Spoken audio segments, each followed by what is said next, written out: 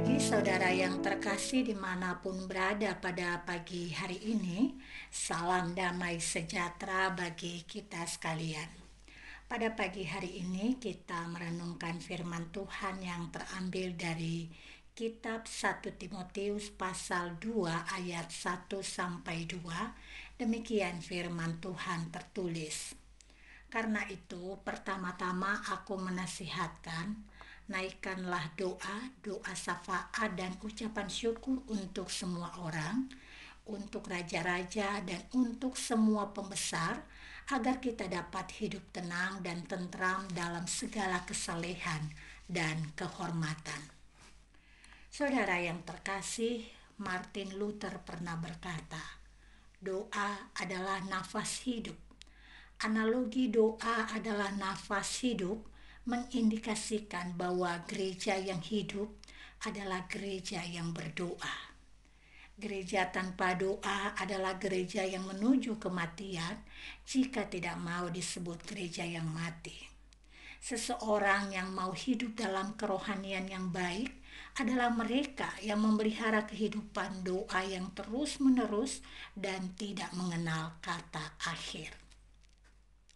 Saudara, apa yang dikatakan oleh Martin Luther juga menjadi bahan renungan firman Tuhan bagi kita hari ini. Paulus dalam tulisannya kepada Timotius memberi tekanan bahwa doa adalah bagian penting, utama dan pertama dalam kehidupan orang percaya. Berdasarkan terjemahan baru edisi kedua Lembaga Alkitab Indonesia, Paulus di ayat pertama berkata, karena itu pertama-tama aku menasihatkan. Kata karena itu mengindikasikan sebuah lanjutan dari kalimat atau perikop sebelumnya. Sebelumnya Paulus dalam pasal 1 ayat 18 menasihatkan Timotius untuk berjuang menghadirkan ajaran iman yang benar di tengah-tengah ajaran yang sesat. Dan Paulus melanjutkan kalimatnya dengan berkata, pertama-tama aku menasihatkan untuk berdoa. Jadi jika semua dirangkai, berdoa adalah bagian nasihat yang penting dan merupakan bagian dari ajaran yang benar. Dalam kehidupan sehari-hari, berdoa memang memiliki kuasa. Berdoa dapat mengubah sesuatu. Berdoa memberikan ketenangan batin. Berdoa adalah cara kita berelasi dengan Tuhan. Dan kali ini kita memahami lebih lagi, doa adalah ungkapan kasih, pengampunan, perdamaian, dan harapan. Doa yang diajarkan oleh firman Tuhan kali ini adalah doa yang ditujukan untuk para pembesar dan pemangku kekuasaan. Pada konteks saat itu, pemerintah Roma bukanlah gambaran pemerintah yang ideal. Umat percaya kepada Kristus berada dalam tekanan di bawah pemerintahan mereka. Mereka sangat dipersulit untuk melakukan ibadahnya.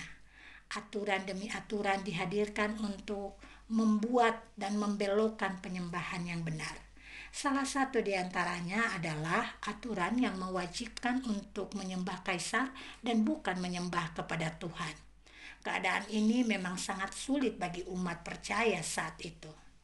Namun saudara-saudaraku yang terkasih, di tengah-tengah situasi sulit demikian, firman Tuhan menyapa umat dan mereka disapa, dinasehatkan untuk mendoakan para pemangku kekuasaan.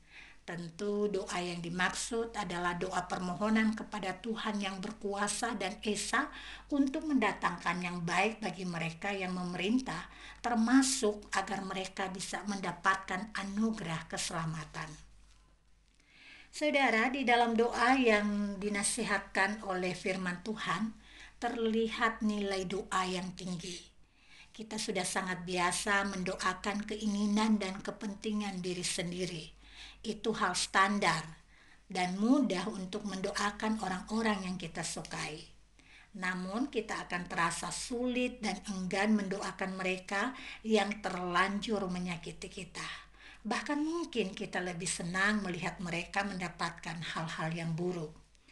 Jadi dengan mendoakan mereka, yaitu pemangku kekuasaan ini, Sama halnya kita mempraktikkan nilai hidup yang melampaui hal yang biasa atau melebihi yang standar.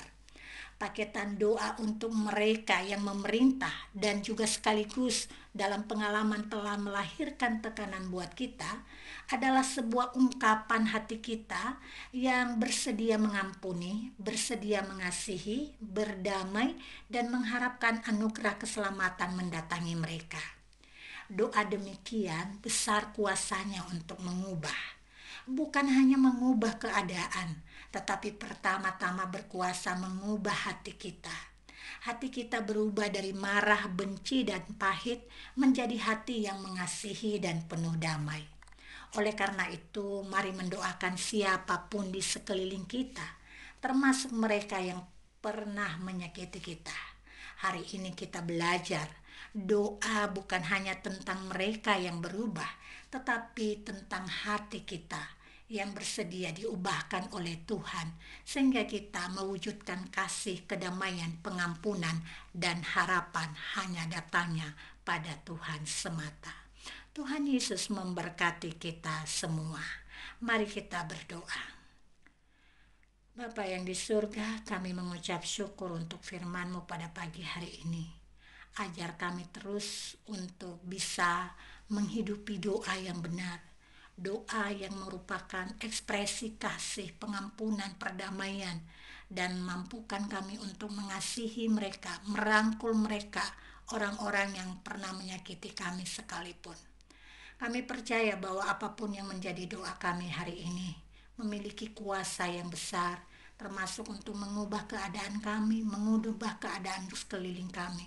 Oleh karena itu kami teringat untuk mendoakan para pemimpin kami, terlebih-lebih untuk memasuki tahun 2024 ini di mana kami dipertemukan dengan pemilu. Tuhan tolong agar kami juga tetap mewujudkan kasih kami kepada pemerintah kami, meskipun situasi kadang-kadang tidak sesuai dengan yang kami harapkan. Kami percaya Allah yang maha baik, Allah yang esa itu bukan hanya berkuasa untuk mengubah hati kami, tetapi juga berkuasa untuk mengubah situasi dan keadaan buruk yang ada di sekeliling kami, sehingga kami juga mendapatkan ketenangan dan kedamaian. Di dalam nama Yesus Kristus kami memulai hari kami dengan doa. Amin.